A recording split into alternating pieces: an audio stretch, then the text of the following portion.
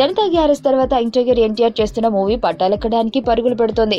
బాబీ దర్శకత్వంలో తెరకెక్కనున్న ఈ సినిమా ఫిబ్రవరి 10న పూజా కార్యక్రమాలు జరుపుకొని ఫిబ్రవరి 15 నుంచి రెగ్యులర్ షూటింగ్ కి వెళ్లనుంది.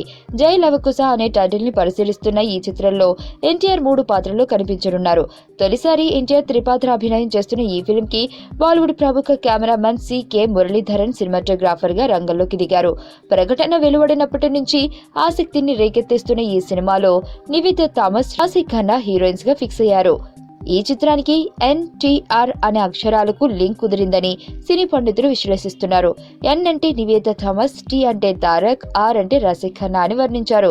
అంతేకాదు ఇవి ఎన్టీఆర్ ఆర్ట్స్ బ్యానర్ లో రూపుదిద్దుకోవడం, ఆర్టిస్టులు సెట్ కావడం చూస్తుంటే మహానటుడు నందమూరి తారక రామారావు ఆశీస్సులు ఉన్నాయని నమ్మకంతో చెబుతున్నారు.